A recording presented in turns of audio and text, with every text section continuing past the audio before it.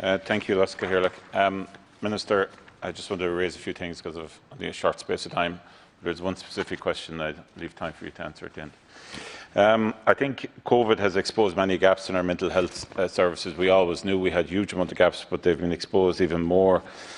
Personally, speaking to so many people, I have never seen such levels of worry and depression across so many different cohorts in our country. I think it's affecting us all, but particularly certain cohorts, and I just want to speak about some of them. In relation to young people, the levels of social isolation, loneliness, anxiety, pressures of work, or indeed lack of it, are really coming home to roost. I met a young man yesterday, he goes for 2 10K runs. 2. Because it's the main thing that keeps him going. Deeply worried about the amount of time younger people are basically spending online up until the late hours of the morning. If they're in school, going age, not being able to deal with schoolwork. There's some real significant issues that will cause us problems into many years. There are some good things that have come out of COVID in relation to video therapies and how we should use them more often and expand on that into the future. But really in relation to our young people, I have serious worries and concerns about the legacy of what's happening. Also young people who are working from home, and not even indeed young people, but people who are working from home. Working from home and where it's going is a huge benefit to all of us in our country. But it's always on culture. And by God, I tell you, inside in this house, we could do with learning from this as well. This always on culture needs to be addressed because social media is taking over our lives. And we also need the right to switch off. I know it's not your area, Minister, but we've produced legislation in relation to this. The right to switch off for people who are working from home is absolutely something we have to prioritise soon when we get on top of this pandemic. In relation to the elderly people, you know, my mother was 80 during this pandemic. She started off the beginning of last year about to do her 15th trip in a row working in the orphanages in Belarus.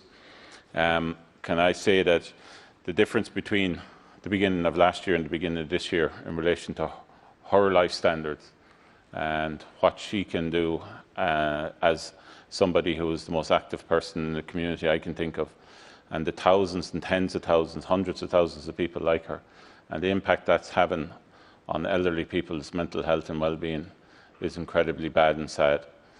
And they're the group that who have paid their taxes and have done everything. And I really feel that we really need intervention mechanisms there. I want to raise an issue in relation to those who are bereaved. Unfortunately, I lost my mother-in-law in the last couple of weeks, very suddenly. But it was brought to attention by my colleague Sean Sherlock, and I experienced this myself. My wife has experienced it, and her family. The amount of bureaucracy, Laska Hirlik, in relation to having to contact so many different state organisations. And this is the one question I'm asking. Forget about politics, but could you lead the charge? And it's Sean Sherlock's idea that one-stop shop whereby if somebody passes away, family or next of kin can put it into a central process whereby that can be filtered out across all state agencies and potentially utilities as well. And if you commit to that today, I'd be very happy because I think it's an excellent, excellent idea and will help people who are dealing with bereavement in such a way. During a pandemic, it's multiples worse. I've experienced it myself. It's so hard to grieve and has such a lasting impact on people's mental health as regards the loss and the continuous process of grieving, which goes on, I believe, much longer and in a much more difficult way because of COVID. 2 last issues.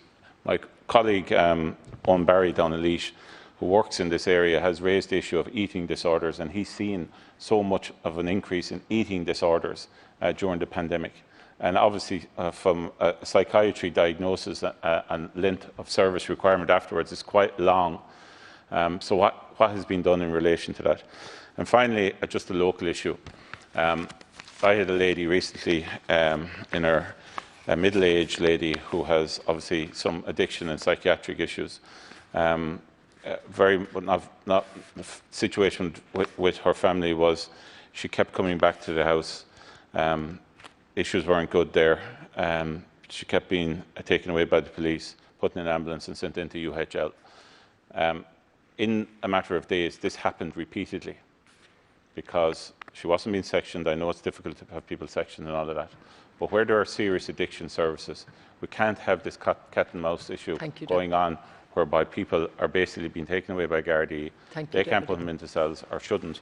They send them off to acute settings in a COVID situation, and then they're sent back out. I'll give you the details on this. This is happening all over the country. It's absolutely ridiculous. Just, Minister, there's no time to reply, and it's all very sensitive issues being raised, but I have a certain time limit to keep. Yeah, thank you.